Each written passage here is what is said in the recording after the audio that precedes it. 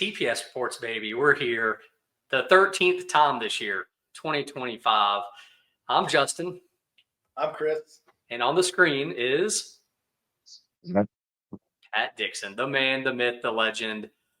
Guys, this ought to be fun. All three of us were there on Saturday as we had a $1,000 added 8-ball event at Smokin' Q in Charlotte. I feel like that's the first time we've been there in a while because we skipped July. So that was the first time we've been there since like the middle of June. And the June tournament was a marathon, as Pat will tell you. We didn't leave till the sun was up. So this time, hopefully, we could get done a little quicker, which we did.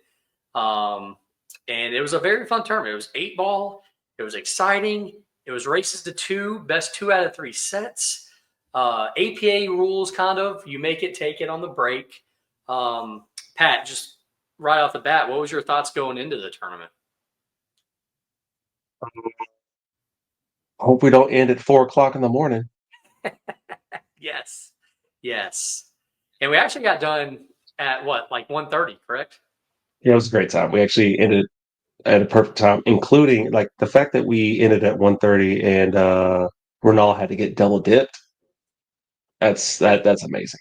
And if they didn't talk for like 20 minutes about splitting, we might have been done at like 1 o'clock. Look, I'm glad they did talk. That means that they decided to play anyway. Hey, I always root for them playing. I don't even care what time it is. I always want the finals to happen. I think the millions watching at home wanted the finals to happen. And it was actually a great match, which we'll talk about here lately. Chris, what was your thoughts leading up to the tournament, man? I love 8-ball, and so it's great to see a tournament celebrate the beautiful game it is. And I think it went really smooth. I think it moved. I never felt like I was waiting around, and I don't think anybody else felt that way. Everybody was talking about how quick it moved along, and I really like the format, the race to 2 and the 2 up to 3 sets, and very impressed. Good. Now, before we dive into talking about the tournament, talking about all the people that cashed, talking about the awesome shots that we got to see, and talking about the awesome matches that we got to watch and the surprising finishes of some of the players, I'm going to read off our list of sponsors because obviously none of this would be possible without them. First and foremost, obviously Inkwell Design, who was the main sponsor of this tournament, which makes sense. JC Riggs, part owner of the Smokin' Q, her and her husband, Matt. They do a wonderful job. She does a wonderful job. Also made a fantastic trophy that I didn't quite get to walk away with this time, but maybe next time. Deadstroke Media sponsored us again. Pat, always a pleasure, always fun. Portico Licensed General Contractors, always appreciate Corey being a sponsor. The Roundabout Grill, thank you so much to them. If you're hungry for breakfast or lunch one day this week, stop on by. Pool Doctors, still summertime, still a great time to call them up, get something done. Not too late. You need to cool off because it is hot. TKO Custom Q, speaking of hot, boy, are those Qs hot. He's been spitting them out. They look awesome. Kirk Overcash, killing it, buddy. Supreme Q, Sean Brodowski, plays in our tournament, does some tip work while he's at the tournament. Yeah. Man, always fun to have him around. Sean, can't wait to see you at the next tournament. Fast Action Billiards, thanks to them for being a sponsor. Clint Clark, David Dool, doing great things up there in Statesville. And Barry McDonald at Ameris Bank Mortgage. Barry got to play again. Always fun to have Barry around. Super nice guy. And he sticks around the whole day. Whether he's still in the tournament or not, he sticks around. He watches. He's a gamer. So thank you all to all those sponsors. We appreciate each and every one of you. Now let's talk about this tournament. The players list. Pat, you saw the players list on Friday. Me and you had kind of talked leading up to the tournament. What do you think about the players list? What kind of stuck out to you? And, who'd you kind of think was going to win? And did it, just what was your thoughts on it? There's no day that I don't think Mike Davis is going to win. Let's just get that out of the way. All right, cool. Perfect. But my first thoughts about it were it's probably one of the weaker ones that we had in the best way possible because it wasn't so top heavy. We didn't have Mike Davis and BJ and Renal and Guama and Josh Roberts and Hunter White and all these other, 650, 700 plus guys playing, and then the rest of us in there, right? There's like 2 or 3, Yeah, 4 maybe. You know what I mean? Yeah, only 2 700 Fargos this time. right? So that makes things exciting. That means it's truly open for everybody to try to get into the money. We had a couple first timers in there as well. So that's Yeah. all fun to have, man. I was excited when I saw this. I thought I actually had a chance this time. Nice. And to you almost for did. the You money. almost did, as we'll talk about later on. And yeah, we did have some first timers play. We're up to 180 different players this year, by the way. Nice. 13 events, 180 different players have played in the pool series. That's an awesome number. That's a fantastic number. Chris, I mean, did you look at the players list before the tournament? I did, and I was like, I might have a shot to actually get in this money, and so and then I ran into Mike Davis, and he beat me in like 20 minutes flat. Man, we're going to talk about that. We're going to talk about that. So, but yeah, no, I think I felt comfortable going into this tournament, and I like the matchups, and felt very doable for anybody that was there. So yeah, good. So both of you guys go into this tournament with some high confidence, which is fantastic. Really, you should be going into every tournament with high confidence. We did pay out a total of $4,480. Pat, what was as the auction was going on? What were you thinking? Because it got a little higher up, I think, than some of us expected. I think it got higher than everyone in the room expected, my guy. Okay, when we saw that list, I mean, for me, I thought the first three blind bids would have been Mike number one, Ronald number two, and then what's my man's name? Hank Powell number three. That's how I thought it was going to go. Yeah, Hank Powell went whole. I figured one of them were going to go. Those were the top three, except Hank went second and Ronald went third. Yeah. There you go. So, and I thought after that, everybody buys himself for $20, and we call it a day. Let's get started. Let's get shooting.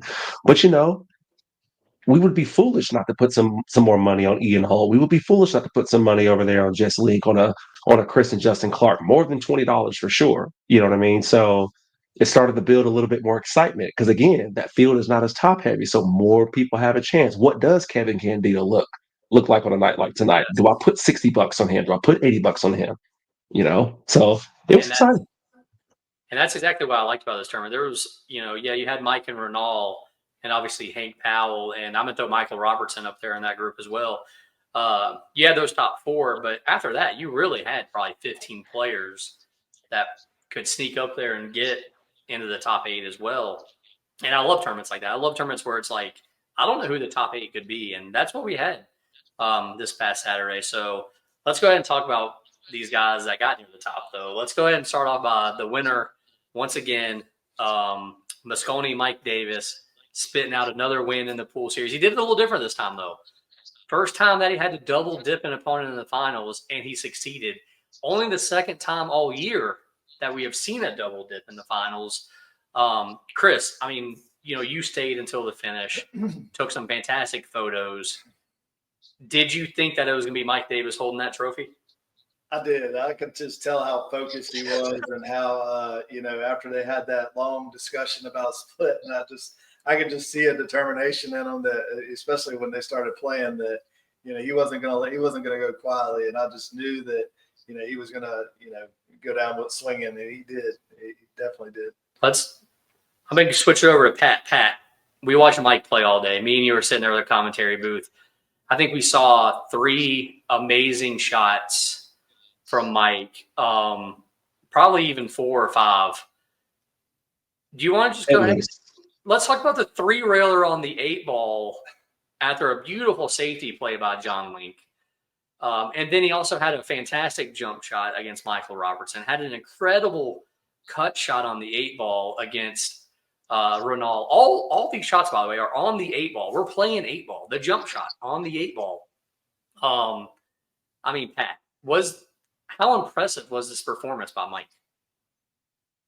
How impressive. We're going to call that game from now on. That game is called the Can't Do Nothing About That game because that's all John Link was saying the entire match. Yeah.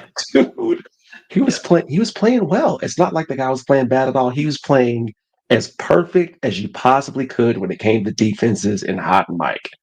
And Mike didn't give a frog's fat ass.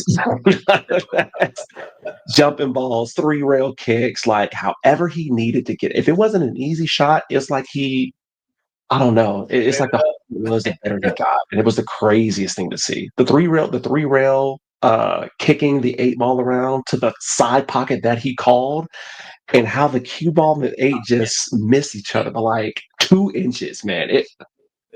I'm so sick of talking about you, Mike. Okay? I'm sick of this. Relax. We get it. All right, but keep coming back. Yes, and for all you people watching the show, definitely go somewhere else on this YouTube page and watch the match where he does 3-rail that ball. It's against John Link, Final Four winner side. It was just downright beautiful. I want to talk though about how Mike started this tournament. He beats Anthony Soto first round in a little over 20 minutes. Okay, so All right. spin. All right. Then he plays Brian Curzel. They have a little bit of a defensive battle. It takes about 50 minutes. Brian plays, he's probably watching. Brian, we always love to have you. Brian plays a little on the slower side, I feel like, or at least the strategy side. He's going to be playing a lot of safes and stuff like that. And then he plays Chris here and beats him in about, I got 37 minutes, but it was definitely quicker. Sorry. And that match is on stream as well. Y'all can go back and rewatch that. But just the way those first 3 matches went, I'm like, this dude is in gear right now. Like, yeah, I mean, he wins all 3 of those matches 2-0, 2-0, 2-0. I mean, Chris, at that point in the day, obviously, are you just thinking that y'all are all there to get second place? Yeah, for sure. I mean, I know after my match, I was, I had to go check my feelings in the bathroom for a minute. But, I kind of went into the match hoping that I could at least get some shots off. He just played, I mean, I dare say perfect, against me. So I don't think I can think of a mistake that he made against me. And yeah, I think at that point I knew that whoever got him in the Calcutta was going to have a good night. Yeah, Pat, we get to sit there and we watch a lot of pool front row, and it's fun to watch somebody like Mike and BJ play 9-ball or 10-ball, rotation. Me personally, I almost find it a little more fun to watch it when somebody like Mike is at the top of his game playing 8-ball. I don't know how much fun is that for you to watch them manipulate the table and, the pattern play in 8-ball? Like, how fun is that for you to watch? Being more of a rotational player myself, I definitely prefer 9-ball, 10-ball after that, then 8-ball last. It makes me appreciate 8-ball even more because unlike 9 and 10, nothing is telling you what ball you have to go for next. So you have to figure out this pattern while also trying to avoid all of the other obstacles on the table, both physical and mental. And, we were sitting there talking and watching him play and, conversing about what we thought we might do and what he should go for. And there was like 80% of the time, Right? he would just shoot something else out of a different pocket or a different kind of safety. He was like, oh, that's what you're supposed. Okay, let me just make a note of that. So if it's anybody, for me, it takes somebody at that skill level to really make me appreciate what 8-ball can be and what it can look like. Yes, absolutely. There's almost feel like there's a bigger gap between somebody like Mike and your average player. I think there's a bigger gap in 8-ball than there is maybe in rotation because honestly, we really didn't really see him make a mistake at all this whole day. And he played 6 matches on the stream, by the way. So let's talk about the second place guy because I really want to talk about their matchup. And I think we need to talk about the guy that finished second before we talk about the final match more. Second place was Ronald Bott. His first finals appearance of the year. He did win the hot seat against Mike. And he was an 8-ball away from winning the whole tournament. Pat was there. We saw Ronald miss this 8-ball. Chris, you saw it as well. Pat, just what did you think about Ronald's day and how crushing was it to see him miss that 8-ball?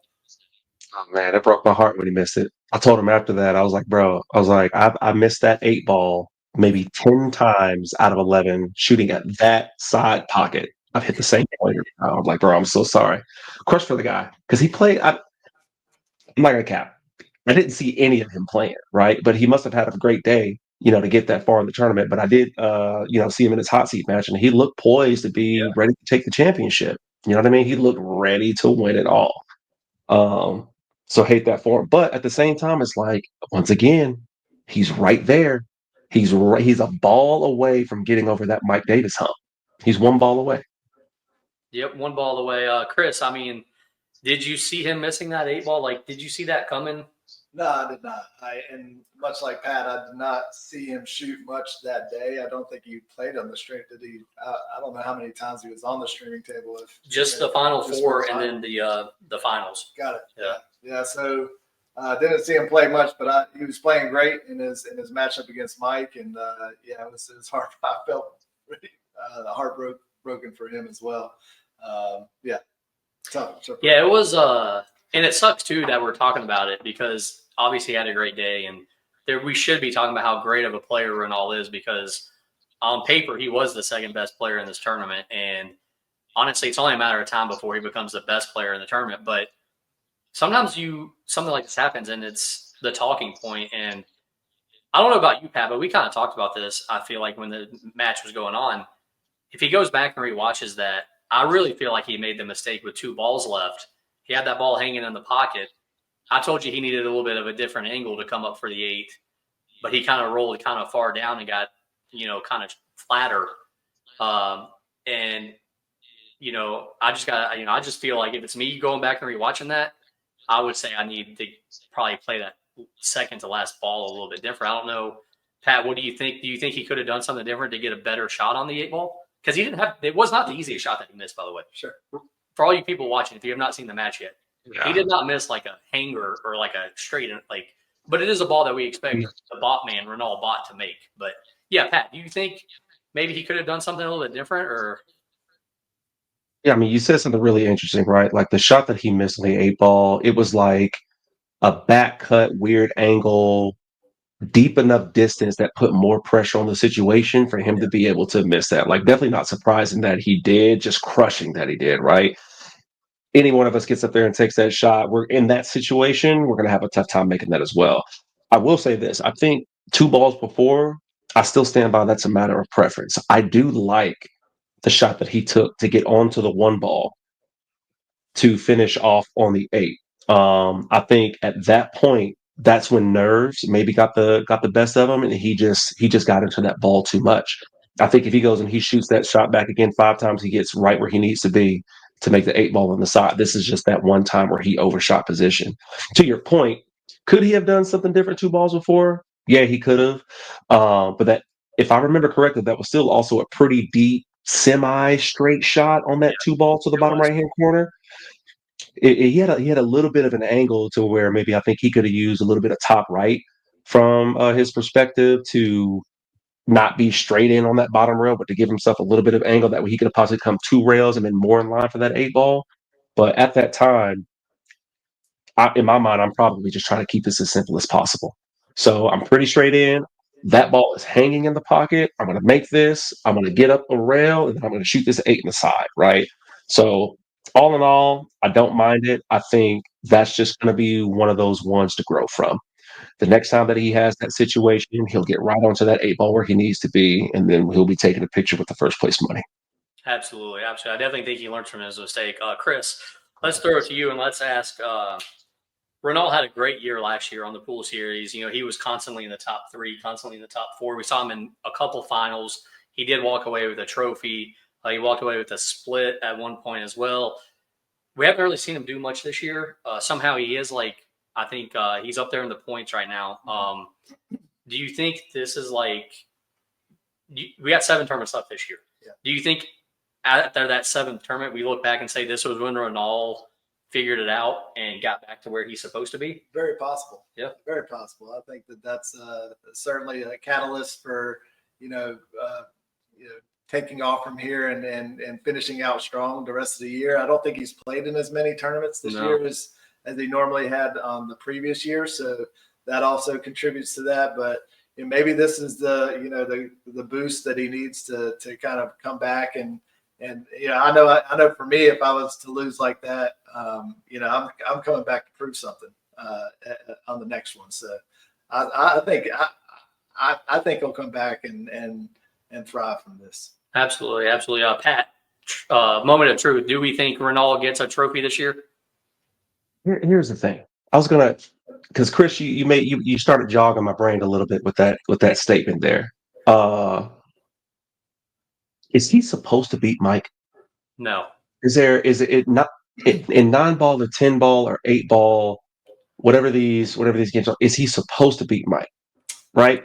Probably not. So if you look at where Ronald's game is right now and where Mike's game is right now, what does it take for Ronaldo to be able to close that skill gap? What kind of practice, what kind of consistency does he need to really consistently get to the point of beating Mike? Because maybe, Ronaldo's at the skill level, you could probably beat him every now and again. We just saw it, right? This was his every now and again chance right here to be able to beat him. But what does it take for him to really close that gap? And I think for him to really close that gap, that means becoming one of the best players in the state. Oh yeah. So if you're trying to become one of the best players in the state to beat this one guy who keeps crushing all of us at the pool series, right? And I just hey, more power to him, man. I love the challenge, right? We all do. That's why we do this. But what kind of dedication, what kind of commitment would Ronaldo have to have? Because pure raw talent isn't going to beat Mike Davis on a consistent basis. He's got pure raw talent, right? Yeah. What's missing?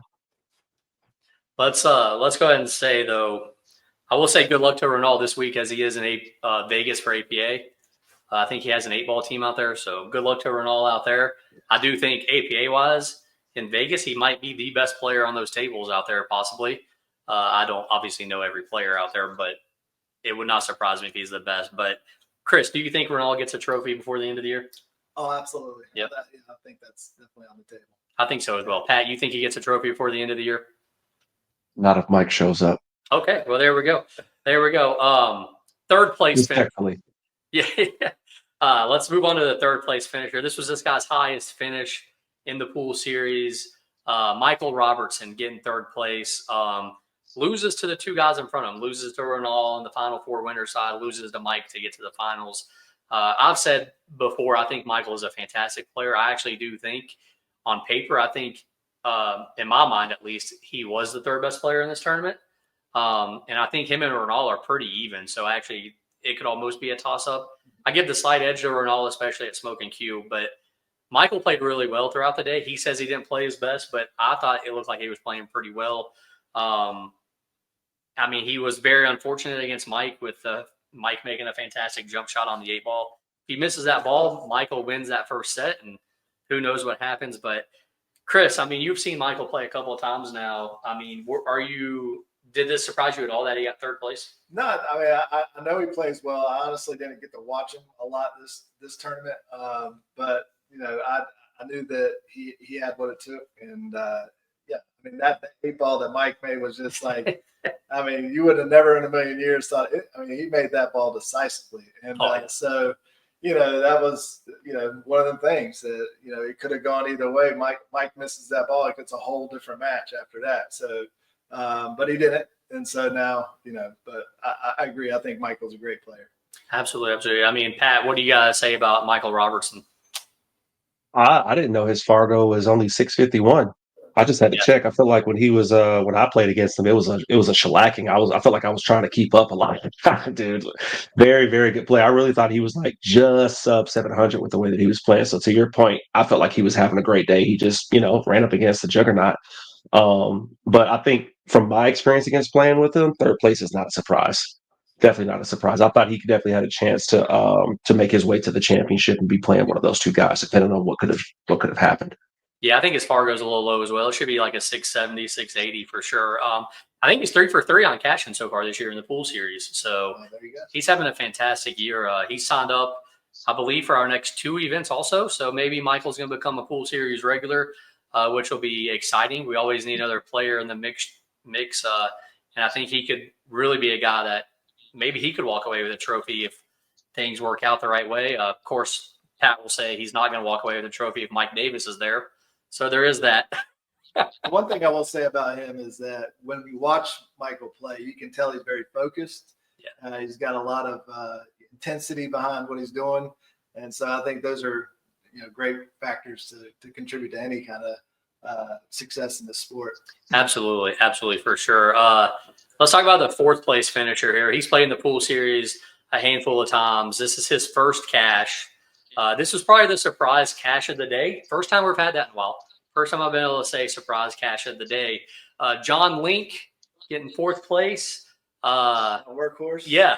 Didn't even get himself in the Calcutta. Went in the pool of players. No, I'm super happy for John, though. John's a great guy. I've known John for years. I've been seeing him around almost since I first started playing pool, I feel like. The dude was playing really good. I mean, he didn't really miss hardly any balls. Took advantage of the table when he got to it. I mean, Chris, what do you got to say about John?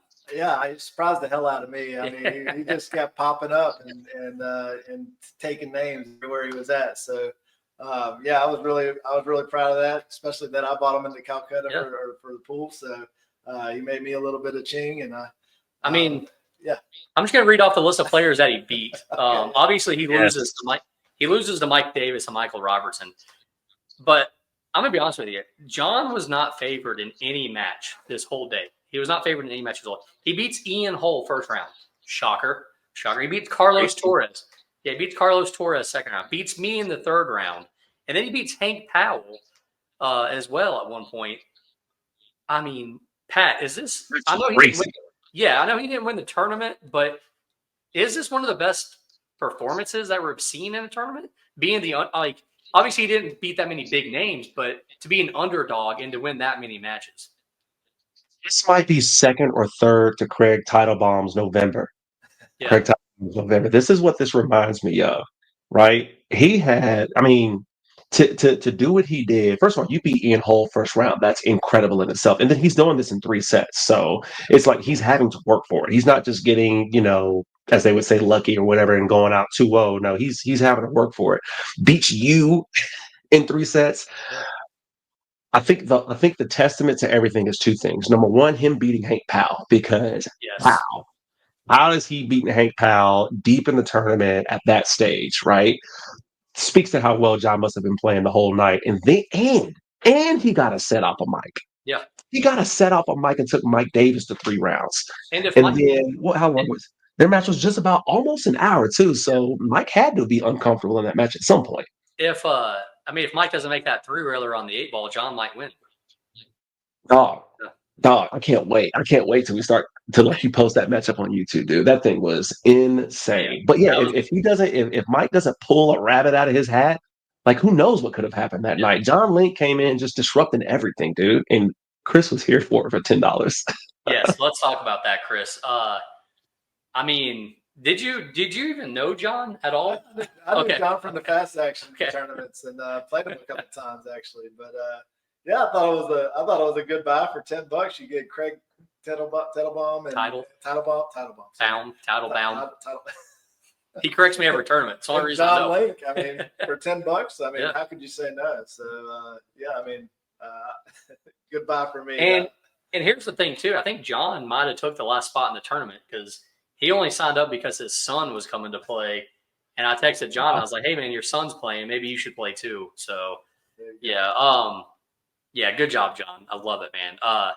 5th, 6th place finishers here. We had Hank Powell in the money again, no surprise. And then also Kevin Candido, back-to-back cashes now. Hank, no surprise, loses the 2nd round, battles through, just shows you how great of a player he is. Might have ran out of a little bit of gas against John. He missed a couple balls he shouldn't have. But, I mean, Hank had a great day. And to come that far after losing 2nd round shows you how great he is. And Kevin, back-to-back cashes. I've always said that Kevin should be in the money every tournament, or at least in consideration. And I think he's finally starting to see his potential, and we're all starting to see his potential. Pat, I mean, what do you have to say about Hank and Kevin?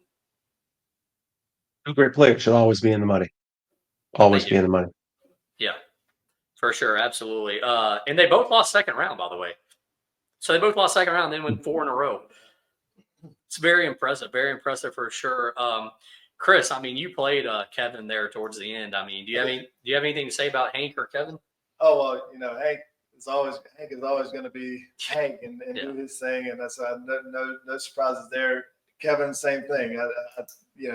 He's definitely started to improve over the course of this season, especially, and so he played well against me. I feel like I gave that one away a little bit, but at the same time, kudos to him for taking it and moving forward. Absolutely. I love that Kevin is starting to, cash a lot more.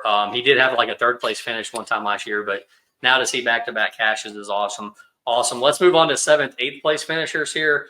We're going to speak on one of them first, and that's Jesse Link coming in his very first time in the pool series. Obviously, he lives in Florida, runs some tournaments down there. He was one of our sponsors for a while, Alpha Apparel. Still say recommend him. He cashes. I mean, his first time with this format, he did really well. Chris, what do you think about Jesse Link? I never seen him before. I've seen him in the chats a couple times, but didn't know the guy. But yeah, he was there. He was, I was talking with him a little bit while we were watching his father play, and seems like a cool guy, and I definitely know he knows the game. So yeah, I don't know much about him. Absolutely. Pat, what do you have to say about Jesse? Oh, really good player, man. Very, very good ball pocketer. When he's on and he's focused, he's hard to beat. And I'm glad you said that, because were you sitting over there when he was playing Jacob Blake on the stream? No, I wasn't sitting over there. I think I was playing. We talk about all of Mike Davis's great shots, right? Take all those out of the equation. The best shot of this tournament, and it might have been the second best shot of the tournament besides that 3-railer for Mike. I think it was better than Mike's jump shot. Hill, third set. Jesse makes a fantastic shot on the 8-ball. It's full table. He's jacked up over a ball a little bit. Just fires it in. Just gets down and fires it. You were sitting there, right? Yeah. I mean, shot for the money. Yeah. How great of a shot was that? That's a great shot. And he just fired it in. Didn't slow roll it. And you could tell he was confident that he was going to make it from the start. So all you people go back and rewatch that match as well, Jesse and Jacob. Our other 7th, 8th place finisher sitting right here. That's right. Christopher J. Clark, back in the money. I feel like I haven't seen this in a very long time. And boy, did it makes me really happy. It makes me really happy. I'm going to go ahead and read off your tournament here first. You beat Barry McDonald. You beat Julia Bright. The Mike Davis experience happened. You beat Ian Hull, and then you lose to Kevin Candido. Before you tell us about your tournament, let's, Pat, just what do you think about Chris's tournament? How happy are you to see him in the money? First of all, great photo of him, by the way. I don't know who took that photo, but great photo. No, Pat, go ahead. Talk about Chris's tournament here, man. I feel like all of 2025, you and I have gotten on this podcast and said, why is Chris Clark not in the money? Yeah. I feel like every tournament that he plays in, we're like, we always expect him to be there. So glad that not only did you make it into the money, but you let your money do a little make it for you. You know what I mean? You just had a great day. I'll say this. I mean, we've all succumbed to the Mike Davis experience. You know what I mean? I think your biggest win might be against Ian Hull for sure. Not favored in that one, and for you to take him 2 sets, 2-0. I don't know how indicative that score is of what actually happened, but it's on stream. I can go back and rewatch it. Yeah. Oh, fantastic! I know what I'm doing for my morning coffee there. I want to say, what makes that Ian win, and I'm going to let you speak right after I say this. To me, the most impressive thing about your win against Ian is not the fact that you beat him, which is obviously, I think you are the underdog. Whether you agree with that or not, I think just looking at the Fargo, you're the underdog. But to do that right after losing to Mike the way that you did, and knowing that that's going to get you into the money, that makes it even more impressive, because it's easy to lose to Mike like that and then just to fold and be like, well, today's just not my day. Like, that really sucks. So that was super impressive. And then honestly, I thought once you beat Ian, I thought you might go on a little bit of a run, especially because Kevin played me right before he played you. And I was like, man, if Chris is playing his game, he should win this match. I don't know exactly what happened in that match, but still a great tournament, buddy. Go ahead and tell us. I mean, just speak on it. Barry McDonald, I think we've met up in the last 3 tournaments that we've been in the pool series, and every time, I think, he's just trying to figure some things out, and he plays a really strong game. I think the first time I played him was at Irish Q, and he beat me in 8-ball a while back, and the last couple of times I've had his number, but I fully expect he'll come back and figure some things out and get back in contention. the second match was with Julia, right? Yep. So on stream as well. yeah, and I just really don't feel like even though I won that, and I think I won that 2-0, I don't feel like I played great. And I think Julia did not play her game either. So, that was kind of like crapshoot in a way that I was the one to come up on top there. Mike Davis, I went in, kind of, that was one of the deals. Like I got really unfortunate. I think the first break I had, I scratched. He runs out. I missed a 7 ball in the corner that was just going to lead me to prosperity, and hung that one up. And so I made like 3 mistakes, and that cost me in 20 minutes. And so once that monkey was off my back, I really, it's kind of like I was talking about Renal. Like you get close, or something gets under your skin like that. Like you get close, or you get beat, especially getting beat by Mike Davis. For me, it lit a fire under me to be like, Nice. I need to really get my mental together. And so against Ian, I felt like I played really well. I actually played strong. Agreed. Really saw the shots there. And then Kevin jumped up on the first set with him. And the second set, I jumped up on the first game. So I was cruising to get that one, and then fell apart. Happens. And so let him back in the match. He came back and got the second set, went to a third set, and then I think we went hill on the third set. So yeah, I mean, all in all, I was really proud of how I played. I'm glad I finally got the money, because I felt like I was needing to do something to get my morale going. And this hopefully did it. So hopefully I'll be able to see that more often. Yeah, you definitely your match with Ian, which y'all can go back and watch. You definitely were the better player in that match. Like, it wasn't a fluke that you won. You definitely outplayed him in that match 100%. So that was fun to watch. And yeah, I mean, at one point last year, I think you cashed. How many times did you cash last year? Was it twice? Twice, I think. Okay. But you had a couple where you're also one out of the money. Yeah. Yeah. So I really felt like you were hitting a gear last year. So maybe this bumps you up as well. Let's move on and talk about Pat's tournament. We're done with all the cash players. Sadly, Pat, you did not cash. But you did get the Jacob Blake spot, 9th through 12th. There you go.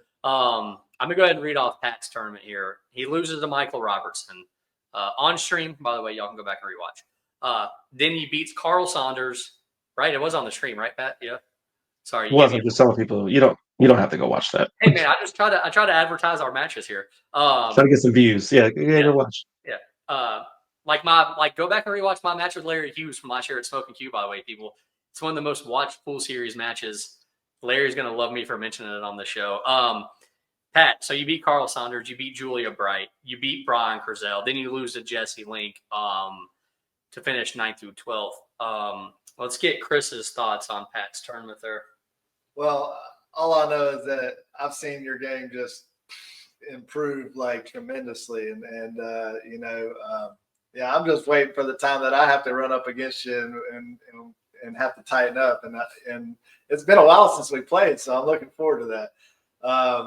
But no, I'm mad respect for you, mad respect for the effort and the time that you're putting into the sport and growing the sport as well. So I'll have a lot of respect for what you're doing for the sport and how you're elevating your game in the sport. I think it's a good term. I mean, you lose to Michael Robertson, which you're probably supposed to. And then honestly, to rebound and win 3 matches in a row where on paper you're the underdog in all 3 matches. I don't know really if you're the underdog in those matches. I think they're all I think you're favored against Carl. And then I think, you're probably favored against Julia, and you and Brian are probably maybe a toss-up. But on paper, you're supposed to lose all 3 maybe. So to win them is awesome. And then Jesse Link just plays good. I don't really know. I didn't see what happened in that match, but there's no shame in losing to a 655 Fargo. But no, it's a good tournament, man. I mean, honestly, to lose first round and still finish one out of the money is always impressive. And to beat, like I said, to beat 3 people that, are not pushovers, so to speak. You know what I'm saying? You never really had an easy match, which is what I always talk about is sometimes you need an easy match to get going. Yeah, you never had that. You started off with the 3rd best player in the field and then didn't really drop off much. But Pat, go ahead and walk us through your tournament. Well, Michael Robinson, it kind of is what it was. I think I ended up getting one. I think I got one rack off of him in set number two, if I'm not mistaken. Yeah. I was really pushing hard to try to get it to try to take it to three sets. So I really try to give myself a chance, but he just outplayed me that match. I was just trying to shoot at him as best I could, play my game. I always struggle warming up. That first match, I'm always trying to find my way into a rhythm, and it never works out. Uh, but then got to Carl Saunders, and then it was kind of the same thing. I felt a little bit more comfortable. I was making some good shots, playing well, and he was making a couple of mistakes here and there that I was able to capitalize on. And then playing Julia, I had the pleasure of playing her right after she played Chris. So she was nice and pissed off and was shooting like crazy when she came out there, dude. Uh, but I enjoyed it because Julie and I, we usually kind of play pretty close, whichever side of the coin that falls between us. But I will say that she probably ended up losing that match more than I wanted. We ended up getting down to the third set. It's Hill set three, and there was like a cluster at the foot spot of the table, and she is like half stripes, makes a couple balls, comes around, and then she goes for the breakout and she just slams into the cluster, and then the eight ball just flies right into the side pocket. I didn't even realize what was going on. I looked up, and then I saw her like walking off, like upset, and I look at the table and I'm like, the black ball's not there. And I'm looking like, oh snap, that just happened. And then she told me later on that she saw that it was dead, but she just decided in her mind that it wasn't going to go, and she shot the shot anyway because she was just trying to get it out. And I was like, I've been there. Okay. So good match all in all. And then playing against Brian Curzel, um, honestly, a lot of the same stuff. I felt good about coming off the win with Julia. I was just trying to play my game. That ended up being a very dramatic match. He gave me a couple chances, and then we end up getting down to the third set. He gives me ball in hand with two balls left on the table. He had one. And then the shape I got on this eight ball, I was so mad, y'all. I was cussing up underneath my breath and walking around the table. And then I could see like a pastrami slice of the eight ball behind his object ball. And it was like a perfect 90-degree angle back cut into the corner pocket at the foot of the table. And I think I hit the cue ball harder than I've ever hit a cue ball in my life. And it just took the paint off, and that eight ball just rolls and rolls and rolls and rocks. The cue ball's flying around the table. I think I screamed in celebration. I think I hit it when I come on, and then told him I was sorry after that. But we had a pretty epic match over there with me and Brian. Um, and then we talked about before, in some of these bigger matches where you come off of like a really high emotional win, and then you go into that next match and you just don't play the same, or kind of the wind is taken out of your sails and you don't play as well. I kind of feel that way a little bit, but I don't want to take away from what Jesse was doing and how he was playing. He outplayed that match 100%. As there as I felt like I was really only a couple of balls away from him. Like I was able to get out here and there, but he was getting out way more consistently, making way more shots, playing better defense.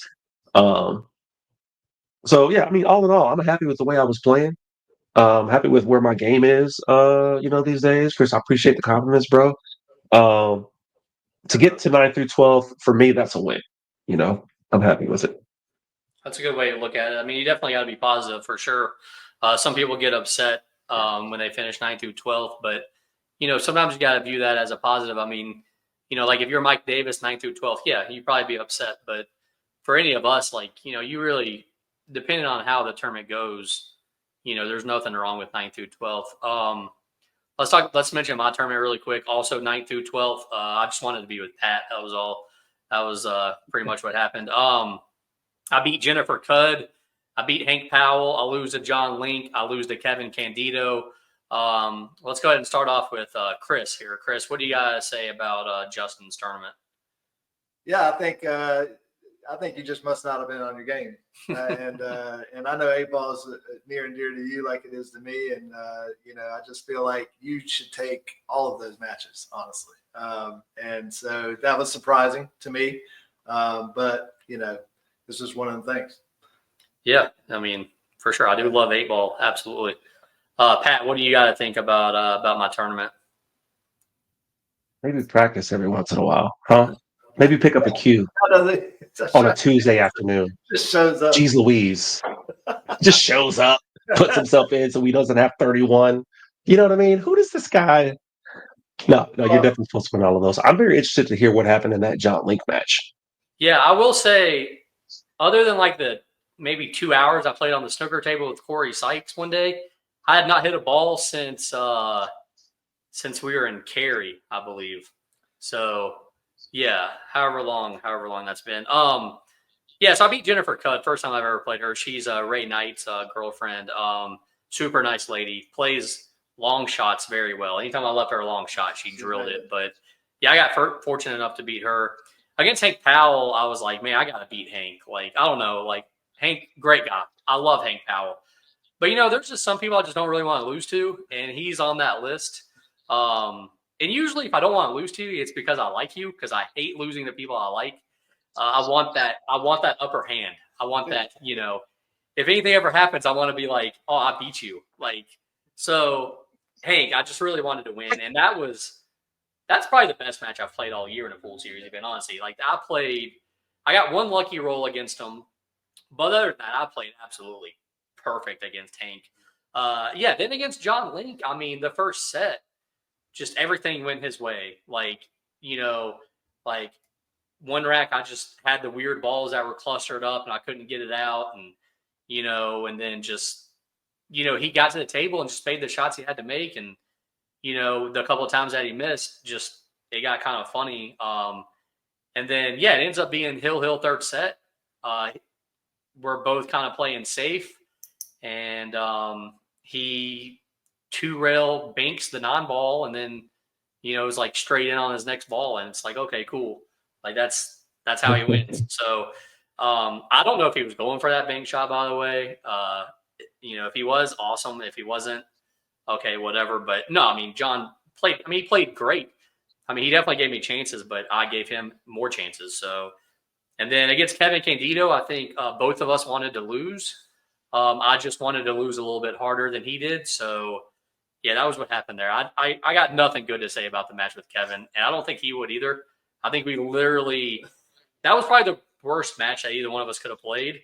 And yeah, I mean, at that point, honestly, once he beat me, I was like, oh, I get to go sit down. This is awesome. Like, yeah. So overall, it was a good tournament. I mean, I'm coming away from it positively. I finished one out of the money, and I feel like with that draw, I should have been in the money, but I'm still coming out of it positively because I hadn't played in a while, and I played one great match. So it's like when I hit that one good tee shot when I played golf, and I went back and played 100 more times.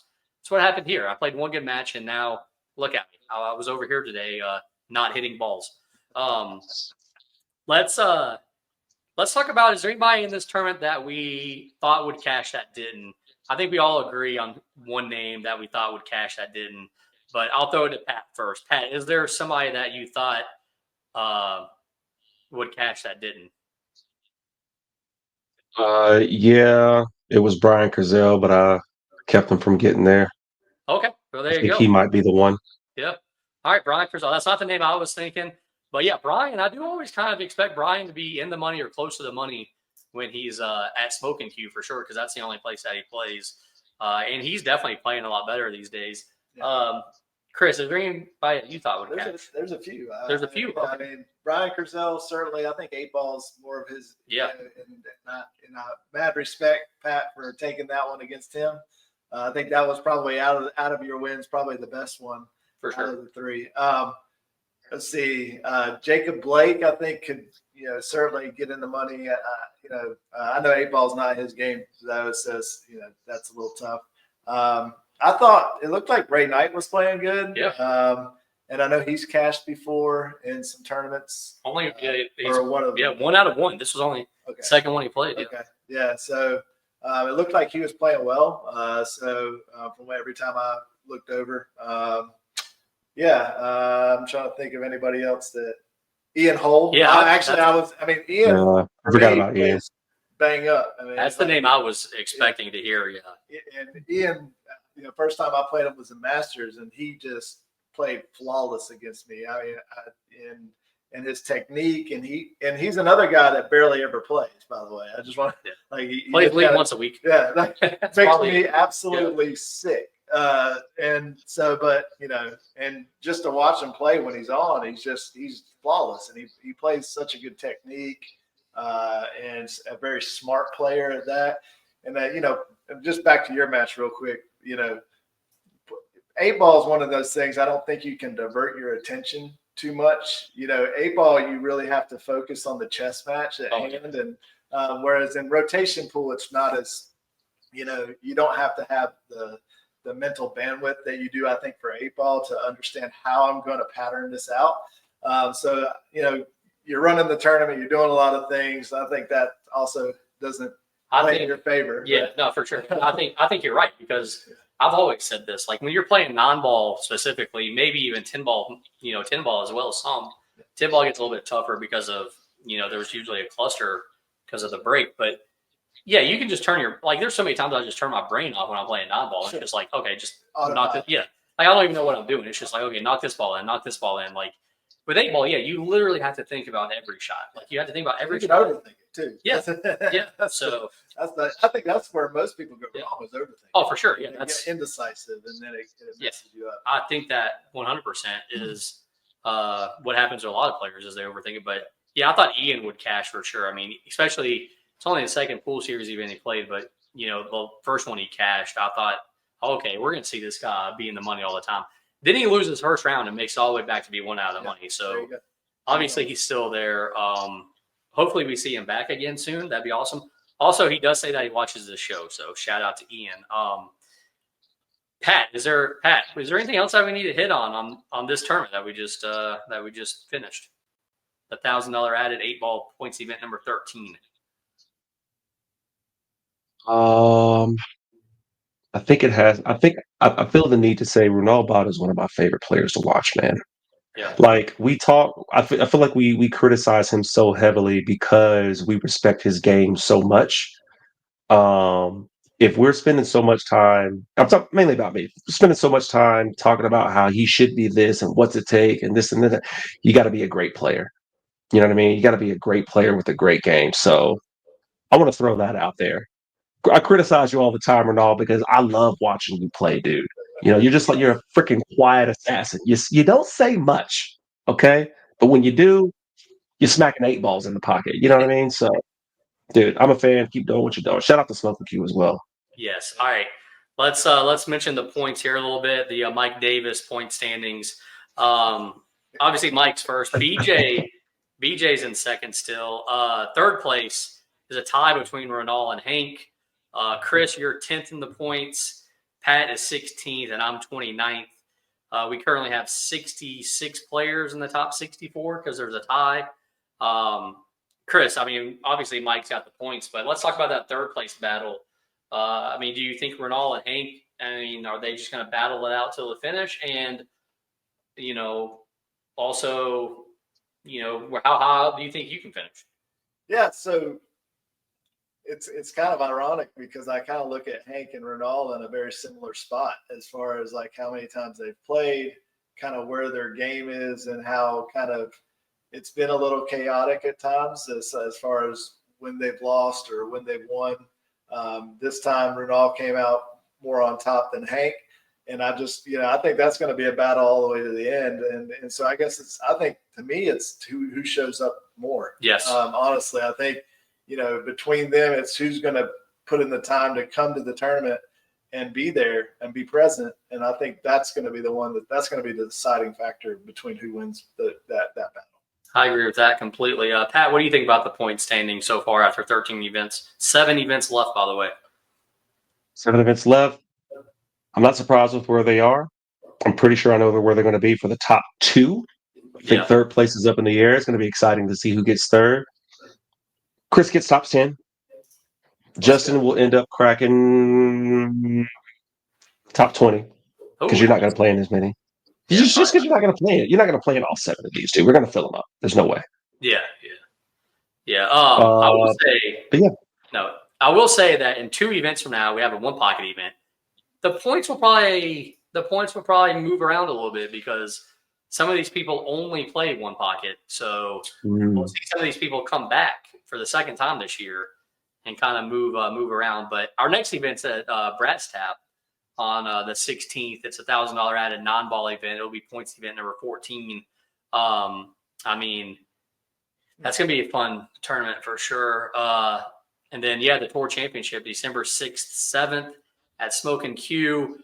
Guys, have we kind of finished? Or is there anything else that we need to hit on for this? No, it's interesting you brought up one pocket because that does become a great equalizer in a lot of ways of like people that traditionally are better at rotation, and that could disrupt that top depending on who shows up for that match. And I think if we go back to Renal and Hank, I think I would actually, if both of them showed up into the one pocket, I would actually give a slight favorite to Hank in that.